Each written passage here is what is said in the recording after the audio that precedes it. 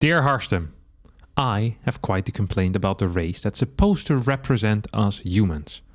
How is it even possible for them to surpass so easily a technologically advanced race such as the magnificent Protoss?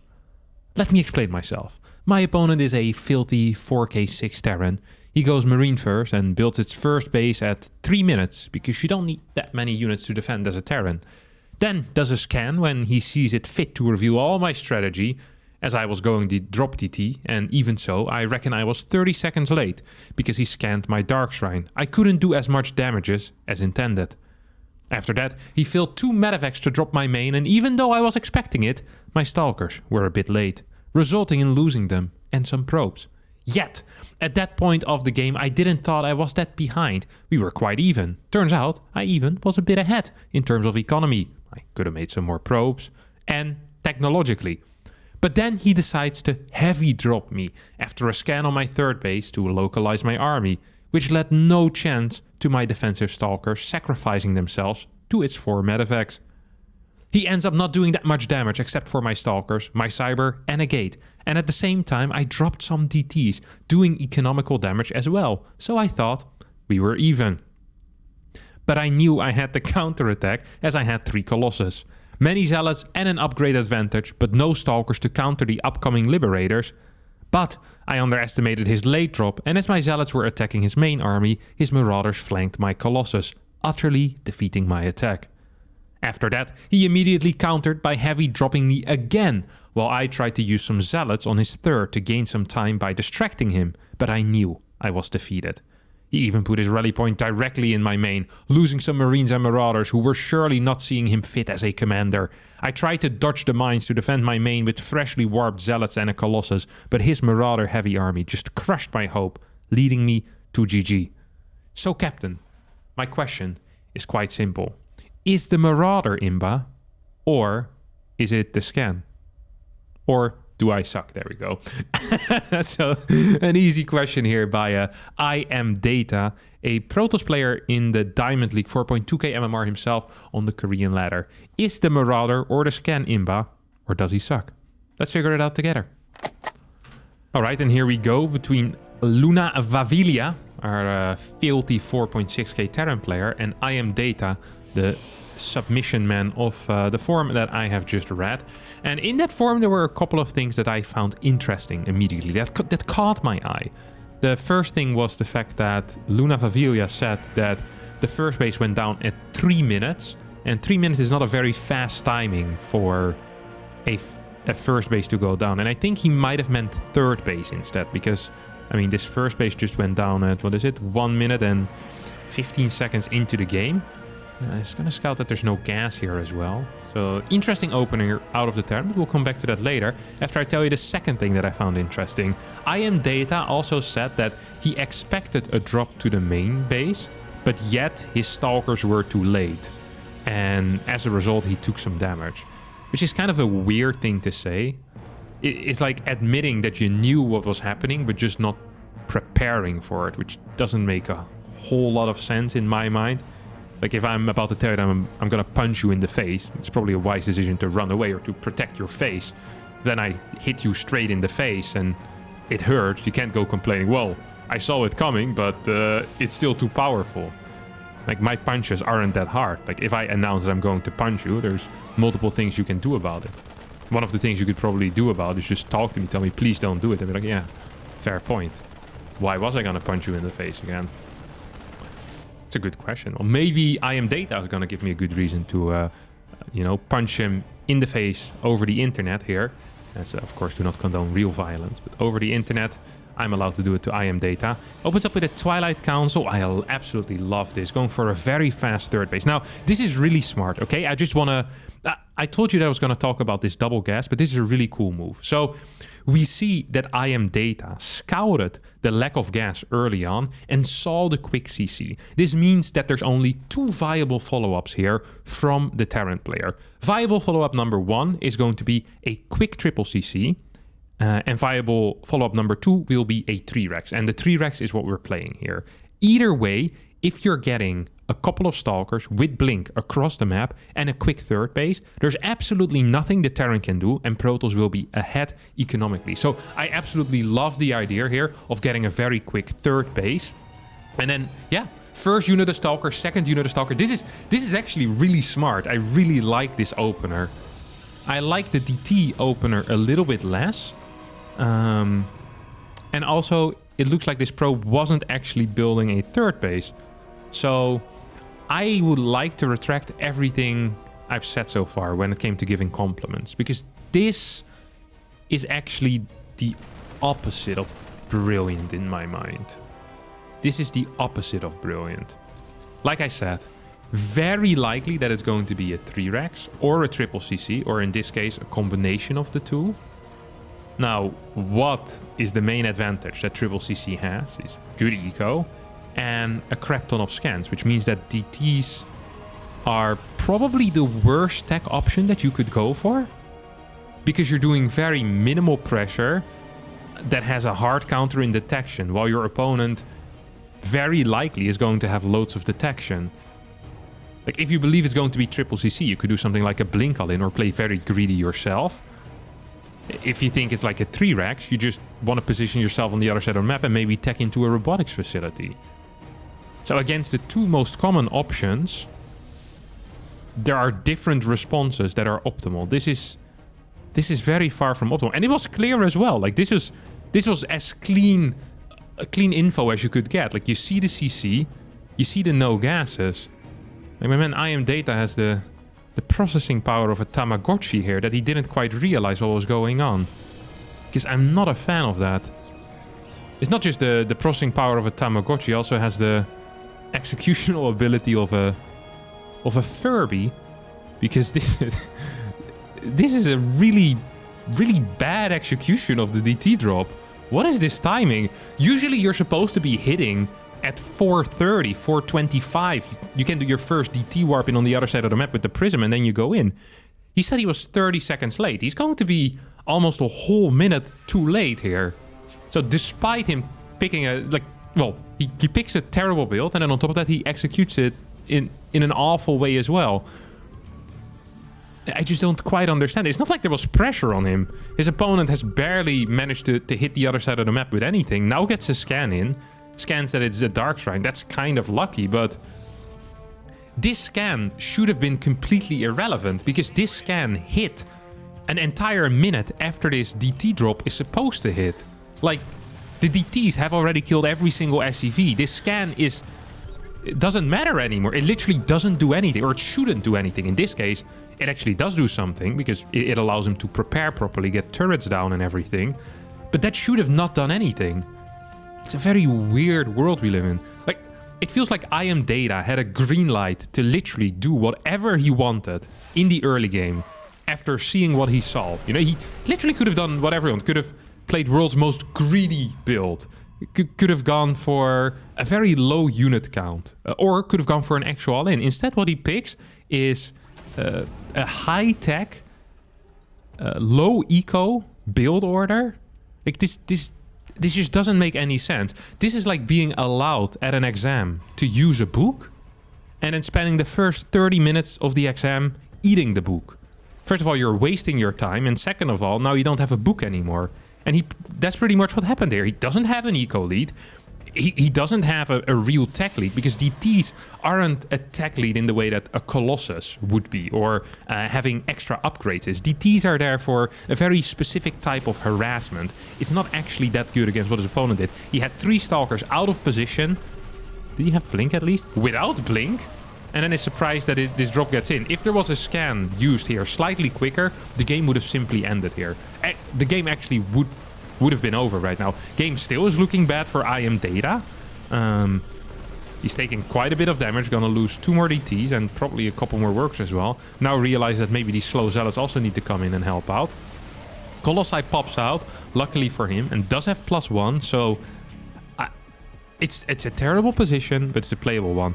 We're lucky that this Terran did not build enough workers. If this Terran had continued worker production, I actually think IMData would be completely dead here. Like, there should be 60 workers right now. The fort base should practically be done at this point for the Terran. And I am Data's very, very lucky that that's not the case. So he held the drop, loses this pylon, positions 3 Stalkers into the main base. What's our vision status like right now? Okay, we have some vision here with an observer at the front, which is quite nice. This is... yeah. This is a brilliant move. Look at this. This is brilliant. I freaking love this move here, I am Data. This is how you know he's a nice person, a true philanthropist. He says, you know what?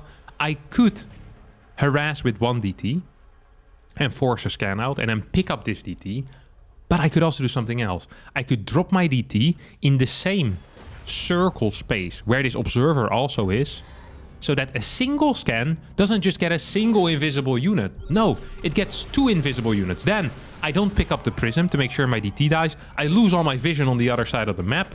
And I make sure my opponent is aware where my prism is as well, so he can chase it away. It's a brilliant little move here out of I am Data, completely ruining his already fragile position in this game even further. It is impressive how little he can accomplish every single time with the units that he has. He's a magician of sorts, you know, making his own units disappear. It's a truly impressive feat. Now, Prism is gonna go in. I do like this move, actually. I think this is I don't like the DT warp in, because there's turrets everywhere already, but I would have loved if this were like 6, 7 Zealots just being warped in. I think the Prism in general is a good move. Now, because the Observer has been denied, and also because there's absolutely 0 vision on the map right now. 1, 2, 3, 4. Every single attack path is dark. It's pure blackness. Not necessarily, well, yeah, just all fog of war. Look at that. 3 Stalkers in the main base. This wouldn't stop a single medevac. It wouldn't stop 2 medevacs. It wouldn't stop 3 medevacs. And it most definitely will not stop 4 medevacs. Every unit is going to pop out of here before these Stalkers are going to even damage one of them medevacs. So, nice little preemptive scan here as well. Darkshrine being targeted first is a mistake. 100%. Every probe could have died here. Once again, Luna Vavelia actually helping out I am Data a little bit in this case, because here the game should have been pretty much over. Luna Vavelia, however, does not lose a whole lot. Oh my god, came back. What is this? Did he just fly back with his medevac to save that 1 Marine? Oh my god. One hell of a lucky Marine. This is the medevac that Nova deserved. Is it Nova or Kerrigan? Is it the same person?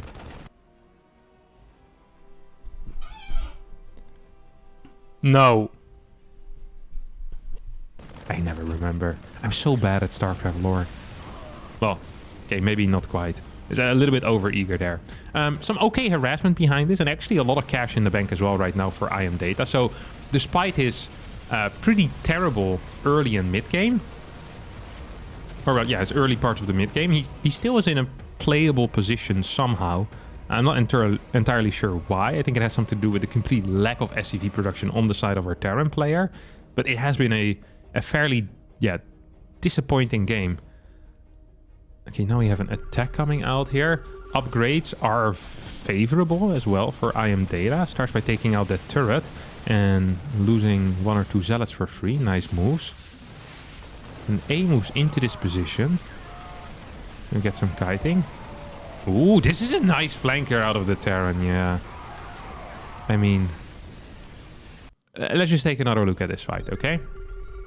See what is there and what isn't there. It's always important to do that, you know? So, do we have anything at home? No. Okay. Every single unit that's on the map is currently here. That still means that I am Data is 20 supply behind, while floating 1,400 minerals and 500 gas. Now, I always like to do a little game of translating the minerals into supply, and I like to use the Zealot in general. I think it's a good unit. So we could be building 14 Zealots.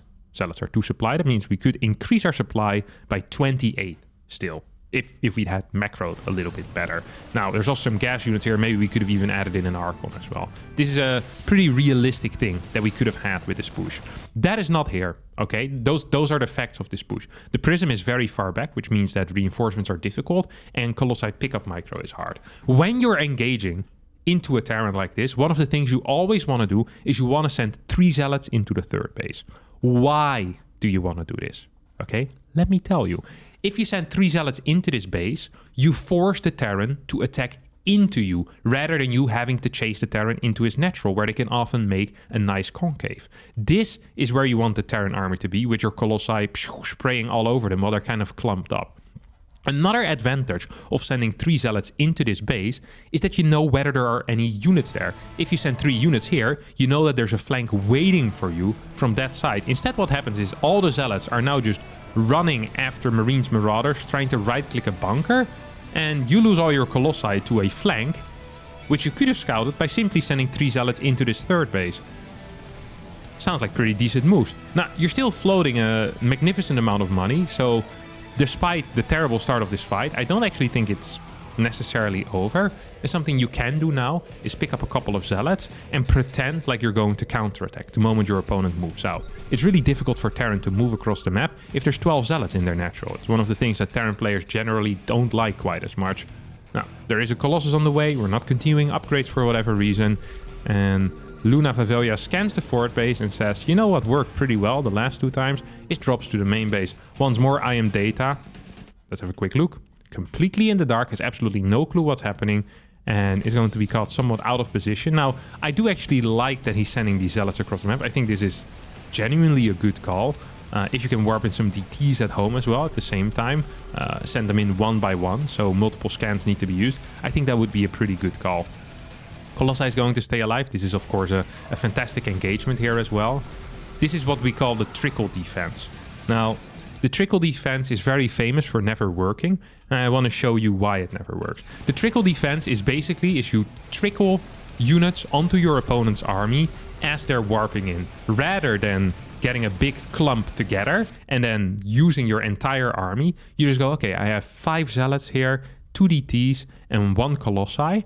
I still have 900 minerals in the bank, and probably warp gates are off of cooldown pretty soon. I could lose all these units for free into this army right now, or I could wait for another warp in and try to stall by using the range of my Colossi. I Am Data obviously goes for the trickle defense here, as he sends everything in to die. Almost manages to kill a whole Marauder here. Yeah, almost. Not quite though. Did get healed by the Medevacs, of course.